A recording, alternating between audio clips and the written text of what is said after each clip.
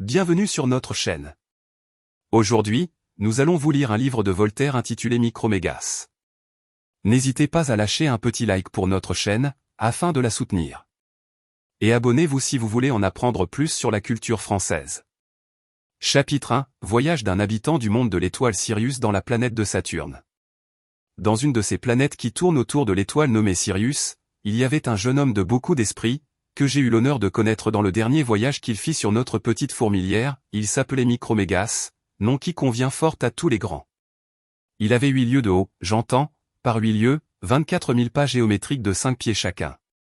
Quelques géomètres, gens toujours utiles au public, prendront sur le champ la plume, et trouveront que, puisque monsieur Micromégas, habitant du pays de Sirius, a de la tête aux pieds 24 000 pas, qui font 120 000 pieds de roi, et que nous autres, citoyens de la Terre, nous n'avons guère que 5 pieds, et que notre globe a 9 000 lieues de tour, ils trouveront, dis-je, qu'il faut absolument que le globe qu'il a produit est au juste 21 600 000 fois plus de circonférence que notre petite Terre. Rien n'est plus simple et plus ordinaire dans la nature. Les États de quelques souverains d'Allemagne ou d'Italie, dont on peut faire le tour en une demi-heure, comparés à l'Empire de Turquie, de Moscovie ou de la Chine, ne sont qu'une faible image des prodigieuses différences que la nature a mises dans tous les êtres. La taille de son excellence étant de la hauteur que j'ai dite, tous nos sculpteurs et tous nos peintres conviendront sans peine que sa ceinture peut avoir 50 000 pieds de roi de tour, ce qui fait une très jolie proportion. Son nez étant le tiers de son beau visage, et son beau visage étant la 7e partie de la hauteur de son beau corps, il faut avouer que le nez du Syrien a 6 333 pieds de roi plus une fraction, ce qui était à démontrer. Quant à son esprit, c'est un des plus cultivés que nous ayons, il sait beaucoup de choses, il en a inventé quelques-unes, il n'avait pas encore 250 ans, et il étudiait, selon la coutume, au collège le plus célèbre de sa planète, lorsqu'il devina, par la force de son esprit, plus de 50 propositions d'Euclide. C'est 18 de plus que Blaise Pascal, lequel, après en avoir deviné 32 en se jouant, à ce que dit sa sœur, devint depuis un géomètre assez médiocre, et un fort mauvais métaphysicien. Vers les 450 ans, au sortir de l'enfance, il disséqua beaucoup de ces petits insectes qui n'ont pas 100 pieds de diamètre, et qui se dérobent aux microscopes ordinaires, il en composa un livre fort curieux, mais qui lui fit quelques affaires. Le mufti de son pays, grand vétillard, et fort ignorant, trouva dans son livre des propositions suspectes, malsonnantes, téméraires, hérétiques, sentant l'hérésie, et le poursuivit vivement. Il s'agissait de savoir si la forme substantielle des puces de Sirius était de même nature que celle des colimaçons. Micromégas se défendit avec esprit, il mit les femmes de son côté, le procès dura 220 ans. Enfin le mufti fit condamner le livre par des jurisconsultes qui ne l'avaient pas lu, et l'auteur eut ordre de ne paraître à la cour de 800 années. Il ne fut que médiocrement affligé d'être banni d'une cour qui n'était remplie que de tracasseries et de petitesses. Il fit une chanson fort plaisante contre le mufti, dont celui-ci ne s'embarrassa guère, et il se mit à voyager de planète en planète, pour achever de se former l'esprit et le cœur, comme l'on dit. Ceux qui ne voyagent qu'en chaise de poste ou en berline seront sans doute étonnés des équipages de là-haut, car nous autres, sur notre petit tas de boue, nous ne concevons rien au-delà de nos usages. Notre voyageur connaissait merveilleusement les lois de la gravitation, et toutes les forces attractives et répulsives. Il s'en servait si à propos que, tantôt à l'aide d'un rayon du soleil, tantôt par la commodité d'une comète, il allait de globe en globe, lui et les siens, comme un oiseau voltige de branche en branche. Il parcourut la Voie lactée en peu de temps, et je suis obligé d'avouer qu'il ne vit jamais à travers les étoiles dont elle est semée ce beau ciel empyré que l'illustre vicaire d'Héram se vante d'avoir vu au bout de sa lunette. Ce n'est pas que je prétende que monsieur d'Héram ait mal vu, à Dieu ne plaise. Mais Micromégas était sur les lieux, c'est un bon observateur, et je ne veux contredire personne. Micromégas, après avoir bien tourné, arriva dans le globe de Saturne. Quelque accoutumé qu'il fût à voir des choses nouvelles, il ne put d'abord, en voyant la petitesse du globe et de ses habitants, se défendre de ce sourire de supériorité qui échappe quelquefois aux plus sages. Car enfin Saturne n'est guère que 900 fois plus gros que la Terre, et les citoyens de ce pays-là sont des nains qui n'ont que 1000 toises de haut environ. Il s'en moqua un peu d'abord avec ces gens, à peu près comme un musicien italien se met à rire de la musique de Lully quand il vient en France. Mais comme le Syrien avait un bon esprit, il comprit bien vite qu'un être pensant peut fort bien n'être pas ridicule pour n'avoir que 6000 pieds de haut. Il se familiarisa avec les Saturniens, après les avoir étonnés. Il lia une étroite amitié avec le secrétaire de l'Académie de Saturne, homme de beaucoup d'esprit, qui n'avait à la vérité rien inventé, mais qui rendait un fort bon compte des inventions des autres, et qui faisait passablement de petits vers et de grands calculs. je rapporterai ici, pour la satisfaction des lecteurs, une conversation singulière que Micromégas eut un jour avec M le secrétaire. Chapitre 2, conversation de l'habitant de Sirius avec celui de Saturne. Après que son Excellence se fut couché, et que le secrétaire se fut approché de son visage. Il faut avouer, dit Micromégas, que la nature est bien variée. Oui, dit le Saturnien, la nature est comme un parterre dont les fleurs. Ah, dit l'autre, laissez-la votre parterre. Elle est, reprit le secrétaire, comme une assemblée de blondes et de brunes, dont les parures. Et qu'ai-je à faire de vos brunes, dit l'autre. Elle est donc comme une galerie de peinture dont les traits. Et non, dit le voyageur, encore une fois, la nature est comme la nature. Pourquoi lui chercher des comparaisons? Pour vous plaire, répondit le secrétaire. Je ne veux point qu'on me plaise, répondit le voyageur, je veux qu'on m'instruise, commencez d'abord par me dire combien les hommes de votre globe ont de sens. Nous en avons 72, dit l'académicien, et nous nous plaignons tous les jours du peu. Notre imagination va au-delà de nos besoins, nous trouvons qu'avec nos 72 sens, notre anneau, nos 5 lunes, nous sommes trop bornés, et, malgré toute notre curiosité et le nombre assez grand de passions qui résultent de nos 72 sens, nous avons tout le temps de nous ennuyer. Je le crois bien, dit Micromégas, car dans notre globe nous avons près de 1000 sens, et il nous reste encore je ne sais quel désir vague, je ne sais quelle inquiétude, qui nous avertit sans cesse que nous sommes peu de choses, et qu'il y a des êtres beaucoup plus parfaits. J'ai un peu voyagé, j'ai vu des mortels fort au-dessous de nous, j'en ai vu de fort supérieurs, mais je n'en ai vu aucun qui n'ait plus de désir que de vrais besoins, et plus de besoins que de satisfaction. J'arriverai peut-être un jour au pays où il ne manque rien, mais jusqu'à présent personne ne m'a donné de nouvelles positives de ce pays-là. Le Saturnien et le Syrien s'épuisèrent alors en conjectures, mais, après beaucoup de raisonnements fort ingénieux et fort incertains, il en fallut revenir aux faits. Combien de temps vivez-vous, dit le Syrien. Ah, bien peu, répliqua le petit homme de Saturne. C'est tout comme chez nous, dit le Syrien, nous nous plaignons toujours du peu. Il faut que ce soit une loi universelle de la nature. Hélas. Nous ne vivons, dit le Saturnien, que 500 grandes révolutions du Soleil. Cela revient à 15 000 ans ou environ, à compter à notre manière. Vous voyez bien que c'est mourir presque au moment que l'on est né, notre existence est un point, notre durée un instant, notre globe un atome. À peine a-t-on commencé à s'instruire un peu que la mort arrive avant qu'on ait de l'expérience. Pour moi, je n'ose faire aucun projet, je me trouve comme une goutte d'eau dans un océan immense. Je suis honteux, surtout devant vous, de la figure ridicule que je fais dans ce monde. Micromégas lui repartit, si vous n'étiez pas philosophe, je craindrais de vous affliger en vous apprenant que notre vie est 700 fois plus longue que la vôtre, mais vous savez trop bien que quand il faut rendre son corps aux éléments, et ranimer la nature sous une autre forme, ce qui s'appelle mourir, quand ce moment de métamorphose est venu, avoir vécu une éternité, ou avoir vécu un jour, c'est précisément la même chose. J'ai été dans les pays où l'on vit 1000 fois plus longtemps que chez moi, et j'ai trouvé qu'on y murmurait encore. Mais il y a partout des gens de bon sens qui savent prendre leur parti et remercier l'auteur de la nature. Il a répandu sur cet univers une profusion de variétés avec une espèce d'uniformité admirable. Par exemple, tous les êtres pensants sont différents, et tous se ressemblent au fond par le don de la pensée et des désirs. La matière est partout étendue, mais elle a dans chaque globe des propriétés diverses. Combien comptez-vous de ces propriétés diverses dans votre matière? Si vous parlez de ces propriétés, dit le Saturnien, sans lesquelles nous croyons que ce globe ne pourrait subsister tel qu'il est, nous en comptons 300, comme l'étendue, l'impénétrabilité, la mobilité, la gravitation, la divisibilité, et le reste. Apparemment, répliqua le voyageur, que ce petit nombre suffit au vu que le Créateur avait sur votre petite habitation. J'admire en tout sa sagesse, je vois partout des différences, mais aussi partout des proportions. Votre globe est petit, vos habitants le sont aussi, vous avez peu de sensations, votre matière a peu de propriétés, tout cela est l'ouvrage de la Providence.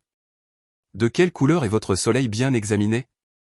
D'un blanc fort jaunâtre, dit le Saturnien, et quand nous divisons un de ses rayons, nous trouvons qu'il contient cette couleur. Notre soleil tire sur le rouge, dit le Syrien, et nous avons 39 couleurs primitives. Il n'y a pas un soleil, parmi tous ceux dont j'ai approché, qui se ressemblent, comme chez vous il n'y a pas un visage qui ne soit différent de tous les autres. Après plusieurs questions de cette nature, il s'informa combien de substances essentiellement différentes on comptait dans Saturne. Il apprit qu'on n'en comptait qu'une trentaine, comme Dieu, l'espace, la matière, les êtres étendus qui sentent, les êtres étendus qui sentent et qui pensent, les êtres pensants qui n'ont point d'étendue, ceux qui se pénètrent, ceux qui ne se pénètrent pas, et le reste. Le Syrien, chez qui on en comptait 300, et qui en avait découvert 3000 autres dans ses voyages, étonna prodigieusement le philosophe de Saturne. Enfin, après s'être communiqué l'un à l'autre un peu de ce qu'ils savaient et beaucoup de ce qu'ils ne savaient pas, après avoir raisonné pendant une révolution du Soleil, ils résolurent de faire ensemble un petit voyage philosophique. Chapitre 3, Voyage des deux habitants de Sirius et de Saturne. Nos deux philosophes étaient prêts à s'embarquer dans l'atmosphère de Saturne avec une fort jolie provision d'instruments mathématiques, lorsque la maîtresse du Saturnien, qui en eut des nouvelles, vint en larmes faire ses remontrances. C'était une jolie petite brune qui n'avait que 660 toises, mais qui réparait par bien des agréments la petitesse de sa taille. Ah! Cruel! S'écria-t-elle, après avoir résisté 1500 ans, lorsqu'enfin je commençais à me rendre, quand j'ai à peine passé 100 ans entre tes bras, tu me quittes pour aller voyager avec un géant d'un autre monde, va, tu n'es qu'un curieux, tu n'as jamais eu d'amour, si tu étais un vrai Saturnien, tu serais fidèle. Où vas-tu courir? Que veux-tu? Nos 5 lunes sont moins errantes que toi, notre anneau est moins changeant. Voilà qui est fait, je n'aimerai jamais plus personne. Le philosophe l'embrassa, pleura avec elle, tout philosophe qu'il était, et la dame, après s'être pâmée, alla se consoler avec un petit maître du pays. Cependant nos deux curieux partirent, ils sautèrent d'abord sur l'anneau, qu'ils trouvèrent assez plat, comme l'a fort bien deviné un illustre habitant de notre petit globe, de là ils allèrent de lune en lune. Une comète passait tout auprès de la dernière, ils s'élancèrent sur elle avec leurs domestiques et leurs instruments. Quand ils eurent fait environ 150 millions de lieues, ils rencontrèrent les satellites de Jupiter. Ils passèrent dans Jupiter même, et y restèrent une année, pendant laquelle ils apprirent de fort beaux secrets qui seraient actuellement sous presse sans messieurs les inquisiteurs, qui ont trouvé quelques propositions un peu dures. Mais j'en ai lu le manuscrit dans la bibliothèque de l'illustre archevêque de, qui m'a laissé voir ses livres avec cette générosité et cette bonté qu'on ne saurait assez louer. Aussi je lui promets un long article dans la première édition qu'on fera de Moréry, et je n'oublierai pas surtout messieurs ses enfants, qui donnent une si grande espérance de perpétuer la race de leur illustre père. Mais revenons à nos voyageurs. En sortant de Jupiter, ils traversèrent un espace d'environ 100 millions de lieues, et ils côtoyèrent la planète de Mars, qui, comme on sait, est 5 fois plus petite que notre petit globe. Ils virent 2 lunes qui servent à cette planète, et qui ont échappé au regard de nos astronomes. Je sais bien que le père Castel écrira, et même assez plaisamment, contre l'existence de ces 2 lunes, mais je m'en rapporte à ceux qui raisonnent par analogie. Ces bons philosophes-là savent combien il serait difficile que Mars, qui est si loin du Soleil, se passât à moins de 2 lunes. Quoi qu'il en soit, nos gens trouvèrent cela si petit qu'ils craignirent de n'y pas trouver de quoi coucher, et ils passèrent leur chemin comme 2 voyageurs qui dédaignent un mauvais cabaret de village, et poussent jusqu'à la ville voisine. Mais le Syrien et son compagnon se repentirent bientôt. Ils allèrent longtemps, et ne trouvèrent rien. Enfin ils aperçurent une petite lueur, c'était la Terre, cela fit pitié à des gens qui venaient de Jupiter. Cependant, de peur de se repentir une seconde fois, ils résolurent de débarquer. Ils passèrent sur la queue de la comète, et, trouvant une aurore boréale toute prête, ils se mirent dedans, et arrivèrent à terre sur le bord septentrional de la mer Baltique, le 5 juillet 1737, nouveau style. Chapitre 4, ce qui leur arrive sur le globe de la Terre. Après s'être reposés quelque temps, ils mangèrent à leur déjeuner 2 montagnes, que leurs gens leur apprêtèrent assez proprement. Ensuite ils voulurent reconnaître le petit pays où ils étaient. Ils allèrent d'abord du nord au sud. Les pas ordinaires du Syrien, et de ses gens, étaient d'environ 30 000 pieds de roi. Le nain de Saturne, dont la taille n'était que de 1000 toises, suivait de loin en haletant. Or il fallait qu'il fît environ 12 pas, quand l'autre faisait une enjambée. Figurez-vous, s'il est permis de faire de telles comparaisons, un très petit chien de manchon qui suivrait un capitaine des gardes du roi de Prusse. Comme ces étrangers-là vont assez vite, ils eurent fait le tour du globe en 36 heures, le Soleil, à la vérité, ou plutôt la Terre, fait un pareil voyage en une journée, mais il faut songer qu'on va bien plus à son aise quand on tourne sur son axe que quand on marche sur ses pieds. Les voilà donc revenus d'où ils étaient partis, après avoir vu cette mare, presque imperceptible pour eux, qu'on nomme la Méditerranée, et cet autre petit étang qui, sous le nom du Grand Océan, entoure la taupinière. Le nain n'en avait eu jamais qu'à mi-jambe, et à peine l'autre avait-il mouillé son talon. Ils firent tout ce qu'ils purent en allant et en revenant dessus et dessous pour tâcher d'apercevoir si ce globe était habité ou non. Ils se baissèrent, ils se couchèrent, ils tâtèrent partout, mais leurs yeux et leurs mains n'étant point proportionnés aux petits êtres qui rampent ici, ils ne reçurent pas la moindre sensation qui pût leur faire soupçonner que nous et nos confrères les autres habitants de ce globe avons l'honneur d'exister. Le nain, qui jugeait quelquefois un peu trop vite, décida d'abord qu'il n'y avait personne sur la Terre. Sa première raison était qu'il n'avait vu personne. Micromégas lui fit sentir poliment que c'était raisonné assez mal. Car, disait-il, vous ne voyez pas avec vos petits yeux certaines étoiles de la 50e grandeur que j'aperçois très distinctement, concluez-vous de là que ces étoiles n'existent pas? Mais, dit le nain, j'ai bien tâté. Mais, répondit l'autre, vous avez mal senti. Mais, dit le nain, ce globe-ci est si mal construit, cela est si irrégulier et d'une forme qui me paraît si ridicule. Tout semble être ici dans le chaos, voyez-vous ces petits ruisseaux dont aucun ne va de droit fil, ces étangs qui ne sont ni ronds, ni carrés, ni ovales, ni sous aucune forme régulière, tous ces petits grains pointus dont ce globe est hérissé, et qui m'ont écorché les pieds. Il voulait parler des montagnes. Remarquez-vous encore la forme de tout le globe, comme il est plat au pôle, comme il tourne autour du soleil d'une manière gauche, de façon que les climats des pôles sont nécessairement incultes? En vérité, ce qui fait que je pense qu'il n'y a ici personne, c'est qu'il me paraît que des gens de bon sens ne voudraient pas y demeurer. Eh bien, dit Microméga, ce ne sont peut-être pas non plus des gens de bon sens qui l'habitent. Mais enfin il y a quelques apparences que ceci n'est pas fait pour rien. Tout vous paraît irrégulier ici, dites-vous, parce que tout est tiré au cordeau dans Saturne et dans Jupiter. Et c'est peut-être pour cette raison-là même qu'il y a ici un peu de confusion. Ne vous ai-je pas dit que dans mes voyages j'avais toujours remarqué de la variété? Le Saturnien répliqua à toutes ces raisons. La dispute n'eut jamais fini, si par bonheur Micromégas, en s'échauffant à parler, n'eut cassé le fil de son collier de diamants. Les diamants tombèrent, c'étaient de jolis petits carats assez inégaux, dont les plus gros pesaient 400 livres, et les plus petits 50. Le nain en ramassa quelques-uns, il s'aperçut, en les approchant de ses yeux, que ces diamants, de la façon dont ils étaient taillés, étaient d'excellents microscopes. Il prit donc un petit microscope de 160 pieds de diamètre, qu'il appliqua à sa prunelle, et Micromégas en choisit un de 2500 pieds. Ils étaient excellents, mais d'abord on ne vit rien par leur secours, il fallait s'ajuster. Enfin l'habitant de Saturne vit quelque chose d'imperceptible qui remuait entre deux eaux dans la mer Baltique, c'était une baleine. Il la prit avec le petit doigt fort adroitement, et la mettant sur l'ongle de son pouce, il la fit voir au Syrien, qui se mit à rire pour la seconde fois de l'excès de petitesse dont étaient les habitants de notre globe. Le Saturnien, convaincu que notre monde est habité, s'imagina bien vite qu'il ne l'était que par des baleines, et comme il était grand raisonneur, il voulut deviner d'où un si petit atome tirait son mouvement, s'il avait des idées, une volonté, une liberté. Microméga y fut fort embarrassé, il examina l'animal fort patiemment, et le résultat de l'examen fut qu'il n'y avait pas moyen de croire qu'une âme fût logée là.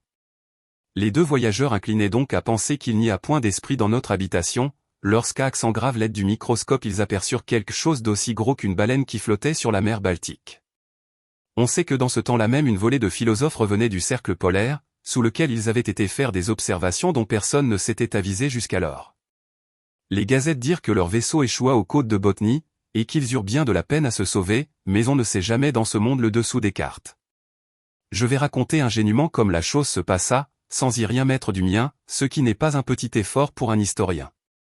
Chapitre 5, Expérience et raisonnement des deux voyageurs. Micromégas étendit la main tout doucement vers l'endroit où l'objet paraissait, et avançant deux doigts, et les retirant par la crainte de se tromper, puis les ouvrant et les serrant, il saisit fort adroitement le vaisseau qui portait ces messieurs, et le mit encore sur son ongle, sans le trop presser, de peur de l'écraser. Voici un animal bien différent du premier, dit le nain de Saturne. Le Syrien mit le prétendu animal dans le creux de sa main. Les passagers et les gens de l'équipage, qui s'étaient crus enlevés par un ouragan, et qui se croyaient sur une espèce de rocher, se mettent tous en mouvement, les matelots prennent des tonneaux de vin, les jettent sur la main de Microméga, et se précipitent après. Les géomètres prennent leur quart de cercle, leur secteur, deux filles laponnent, et descendent sur les doigts du Syrien. Ils en firent tant qu'il sentit enfin remuer quelque chose qui lui chatouillait les doigts, c'était un bâton ferré qu'on lui enfonçait d'un pied dans l'index, il jugea, par ce picotement, qu'il était sorti quelque chose du petit animal qu'il tenait, mais il n'en soupçonna pas d'abord davantage. Le microscope, qui faisait à peine discerner une baleine et un vaisseau, n'avait point de prise sur un être aussi imperceptible que des hommes. Je ne prétends choquer ici la vanité de personne, mais je suis obligé de prier les importants de faire ici une petite remarque avec moi, c'est qu'en prenant la taille des hommes d'environ 5 pieds, Nous ne faisons pas sur la Terre une plus grande figure qu'en ferait sur une boule de 10 pieds de tour un animal qui aurait à peu près la 600 millième partie d'un pouce en hauteur. Figurez-vous une substance qui pourrait tenir la Terre dans sa main, et qui aurait des organes en proportion des nôtres, et il se peut très bien faire qu'il y ait un grand nombre de ces substances. Or concevez, je vous prie, ce qu'elle penserait de ces batailles qui font gagner au vainqueur un village pour le perdre ensuite. Je ne doute pas que si quelque capitaine des grands grenadiers lit jamais cet ouvrage, il n'ose de 2 grands pieds au moins les bonnets de sa troupe, mais je l'avertis qu'il aura beau faire, que lui et les siens ne seront jamais que des infiniment petits. Quelle adresse merveilleuse ne fallut-il donc pas à notre philosophe de Sirius pour apercevoir les atomes dont je viens de parler? Quand Leeuwenhoek et Hartsocker virent les premiers, ou crurent voir la graine dont nous sommes formés, ils ne firent pas à beaucoup près une si étonnante découverte. Quel plaisir sentit Micromégas en voyant remuer ces petites machines, en examinant tout leur tour, en les suivant dans toutes leurs opérations. Comme il s'écria. Comme il mit avec joie un de ses microscopes dans les mains de son compagnon de voyage. Je les vois, disaient-ils tous deux à la fois, ne les voyez-vous pas qui portent des fardeaux, qui se baissent, qui se relèvent. En parlant ainsi, les mains leur tremblaient, par le plaisir de voir des objets si nouveaux, et par la crainte de les perdre. Le Saturnien, passant d'un excès de défiance à un excès de crédulité, crut apercevoir qu'il travaillait à la propagation. Ah, disait-il, j'ai pris la nature sur le fait. Mais il se trompait sur les apparences, ce qui n'arrive que trop, soit qu'on se serve ou non du microscope. Chapitre 6, ce qui leur arriva avec les hommes. Micromégas, bien meilleur observateur que son nain, vit clairement que les atomes se parlaient, et il le fit remarquer à son compagnon, qui, honteux de s'être mépris sur l'article de la génération, ne voulut point croire que de pareilles espèces puissent se communiquer des idées. Il avait le don des langues aussi bien que le Syrien, il n'entendait point parler nos atomes, et il supposait qu'ils ne parlaient pas. D'ailleurs, comment ces êtres imperceptibles auraient-ils les organes de la voix, et qu'auraient-ils à dire? Pour parler, il faut penser, ou à peu près, mais s'ils pensaient, ils auraient donc l'équivalent d'une âme. Or, attribuer l'équivalent d'une âme à cette espèce, cela lui paraissait absurde. Mais, dit le Syrien, vous avez cru tout à l'heure qu'il faisait l'amour, est-ce que vous croyez qu'on puisse faire l'amour sans penser et sans proférer quelques paroles, ou du moins sans se faire entendre? Supposez-vous d'ailleurs qu'il soit plus difficile de produire un argument qu'un enfant? Pour moi, l'un et l'autre me paraissent de grands mystères. Je n'ose plus ni croire ni nier, dit le nain, je n'ai plus d'opinion, il faut tâcher d'examiner ces insectes, nous raisonnerons après. C'est fort bien dit, reprit Micromégas, et aussitôt il tira une paire de ciseaux dont il se coupa les ongles, et d'une rognure de l'ongle de son pouce il fit sur le champ une espèce de grande trompette parlante, comme un vaste entonnoir, dont il mit le tuyau dans son oreille. La circonférence de l'entonnoir enveloppait le vaisseau et tout l'équipage. La voix la plus faible entrait dans les fibres circulaires de l'ongle, de sorte que, grâce à son industrie, le philosophe de là-haut entendit parfaitement le bourdonnement de nos insectes de là-bas. En peu d'heures il parvint à distinguer les paroles, et enfin à entendre le français. Le nain en fit autant, quoique avec plus de difficulté. L'étonnement des voyageurs redoublait à chaque instant. Ils entendaient des mythes parler d'assez bon sens, ce jeu de la nature leur paraissait inexplicable. Vous croyez bien que le Syrien et son nain brûlaient d'impatience de lier conversation avec les atomes, le nain craignait que sa voix de tonnerre, et surtout celle de Micromégas, n'assourdît les mythes sans en être entendus. Il fallait en diminuer la force. Ils se mirent dans la bouche des espèces de petits cure-dents, dont le bout fort effilé venait donner auprès du vaisseau. Le Syrien tenait le nain sur ses genoux, et le vaisseau avec l'équipage sur un ongle, il baissait la tête et parlait bas. Enfin, moyennant toutes ces précautions et bien d'autres encore, il commença ainsi son discours. Insectes invisibles, que la main du Créateur s'est plu à faire naître dans l'abîme de l'infiniment petit, je le remercie de ce qu'il a daigné me découvrir des secrets qui semblaient impénétrables. Peut-être ne daignerait-on pas vous regarder à ma cour, mais je ne méprise personne, et je vous offre ma protection. Si jamais il y a eu quelqu'un d'étonné, ce furent les gens qui entendirent ces paroles. Ils ne pouvaient deviner d'où elles partaient. L'aumônier du vaisseau récita les prières des exorcismes, les matelots jurèrent, et les philosophes du vaisseau firent des systèmes, mais quelques systèmes qu'ils fissent, ils ne purent jamais deviner qui leur parlait. Le nain de Saturne, qui avait la voix plus douce que Micromégas, leur apprit alors en peu de mots à quelles espèces ils avaient affaire. Il leur conta le voyage de Saturne, les mit au fait de ce qu'était monsieur Micromégas, et après les avoir plaints d'être si petits, il leur demanda s'ils avaient toujours été dans ce misérable état si voisin de l'anéantissement, ce qu'ils faisaient dans un globe qui paraissait appartenir à des baleines, s'ils étaient heureux, s'ils multipliaient, s'ils avaient une âme, et cent autres questions de cette nature. Un raisonneur de la troupe, plus hardi que les autres, et choqué de ce qu'on doutait de son âme, observa l'interlocuteur avec des pinules braquées sur un quart de cercle, fit 2 stations, et à la 3e il parla ainsi. Vous croyez donc, monsieur, parce que vous avez 1000 toises depuis la tête jusqu'aux pieds, que vous êtes un 1000 toises, s'écria le nain, juste ciel. D'où peut-il savoir ma hauteur? 1000 toises. Il ne se trompe pas d'un pouce, quoi. Cet atome m'a mesuré. Il est géomètre, il connaît ma grandeur, et moi, qui ne le vois qu'à travers un microscope, je ne connais pas encore la sienne. Oui, je vous ai mesuré, dit le physicien, et je mesurerai bien encore votre grand compagnon. La proposition fut acceptée, son Excellence se coucha de son long, car, s'il se fût tenu debout, sa tête eût été trop au-dessus des nuages. Nos philosophes lui plantèrent un grand arbre dans un endroit que le docteur Swift nommerait, mais que je me garderai bien d'appeler par son nom, à cause de mon grand respect pour les dames. Puis, par une suite de triangles liés ensemble, ils conclurent que ce qu'ils voyaient était en effet un jeune homme de 120 000 pieds de roi. Alors Micromégas prononça ces paroles, je vois plus que jamais qu'il ne faut juger de rien sur sa grandeur apparente. Ô Dieu! Qui avait donné une intelligence à des substances qui paraissent si méprisables, l'infiniment petit vous coûte aussi peu que l'infiniment grand, et s'il est possible qu'il y ait des êtres plus petits que ceux-ci, ils peuvent encore avoir un esprit supérieur à ceux de ces superbes animaux que j'ai vus dans le ciel, dont le pied seul couvrirait le globe où je suis descendu. Un des philosophes lui répondit qu'il pouvait en toute sûreté croire qu'il est en effet des êtres intelligents beaucoup plus petits que l'homme. Il lui conta, non pas tout ce que Virgile a dit de fabuleux sur les abeilles, mais ce que Swammerdam a découvert, et ce que Réaumur a disséqué. Il lui apprit enfin qu'il y a des animaux qui sont pour les abeilles ce que les abeilles sont pour l'homme, ce que le Syrien lui-même était pour ces animaux si vastes dont il parlait, et ce que ces grands animaux sont pour d'autres substances devant lesquelles ils ne paraissent que comme des atomes. Peu à peu la conversation devint intéressante, et Microméga parla ainsi. Chapitre 7, Conversation avec les hommes.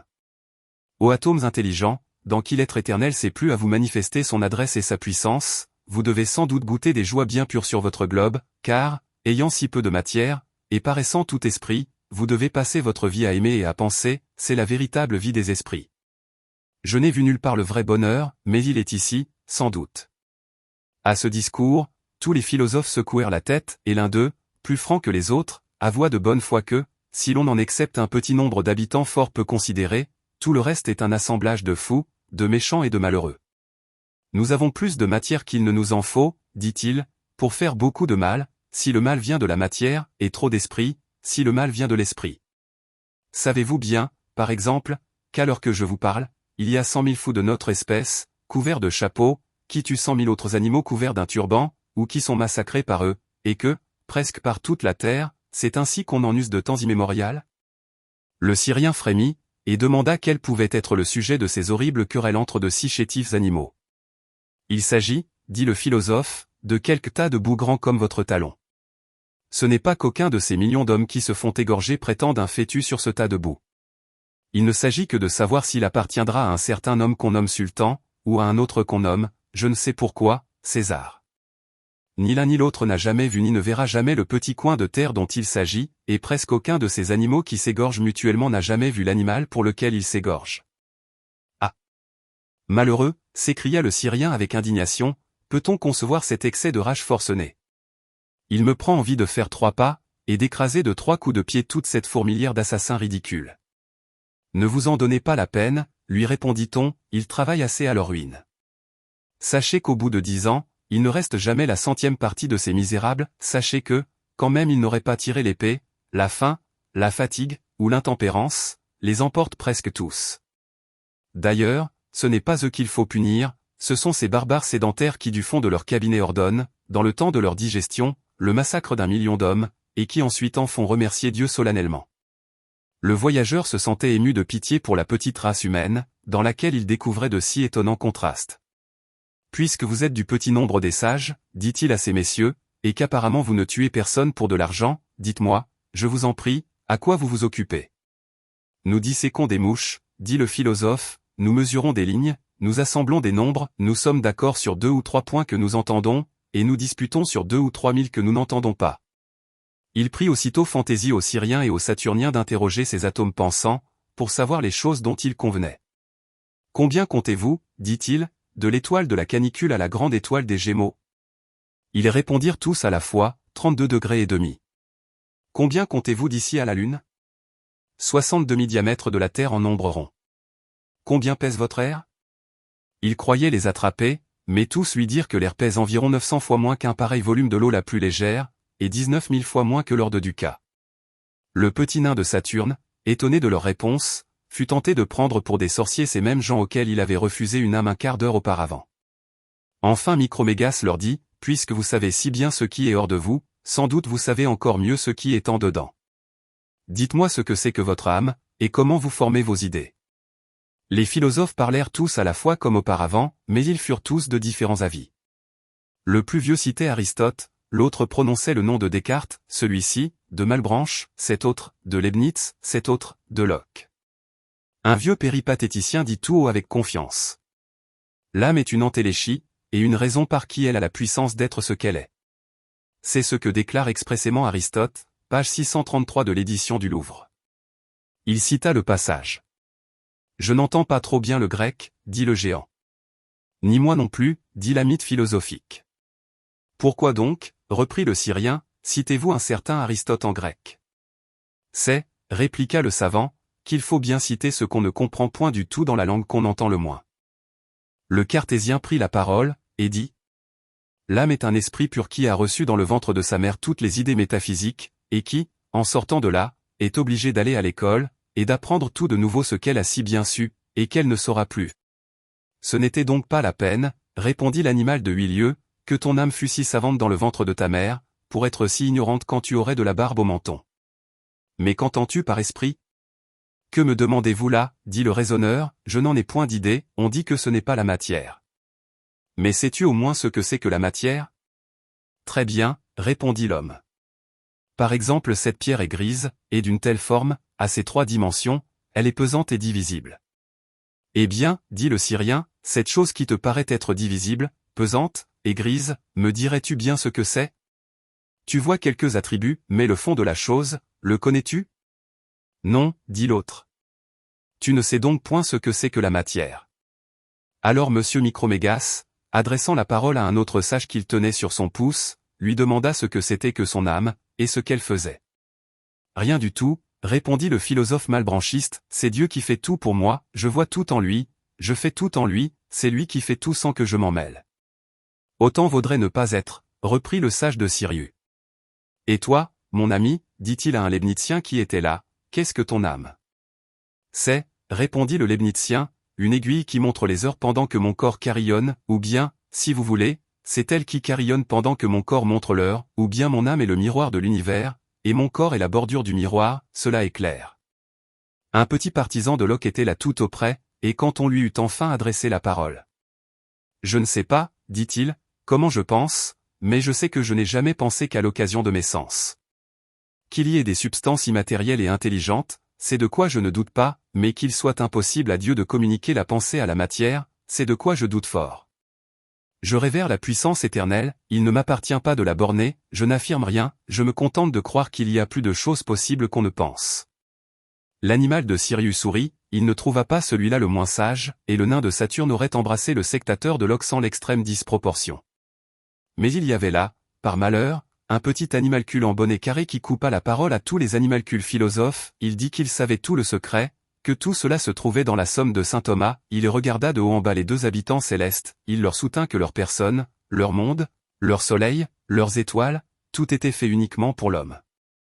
À ce discours, nos 2 voyageurs se laissèrent aller l'un sur l'autre en étouffant de ce rire inextinguible qui, selon Homère, est le partage des dieux, leurs épaules et leur ventre allaient et venaient, et dans ces convulsions le vaisseau, que le Syrien avait sur son ongle, tomba dans une poche de la culotte du Saturnien. Ces 2 bonnes gens le cherchèrent longtemps, enfin ils retrouvèrent l'équipage, et le rajustèrent fort proprement. Le Syrien reprit les petites mythes, il leur parla encore avec beaucoup de bonté, quoiqu'il fût un peu fâché dans le fond du cœur de voir que les infiniment petits eussent un orgueil presque infiniment grand. Il leur promit de leur faire un beau livre de philosophie écrit fort menu pour leur usage, et que, dans ce livre, ils verraient le bout des choses. Effectivement, il leur donna ce volume avant son départ, on le porta à Paris à l'Académie des sciences, mais quand le vieux secrétaire l'eut ouvert, il ne vit rien qu'un livre tout blanc. Ah, dit-il, je m'en étais bien douté. Fin de l'histoire de Micromégas.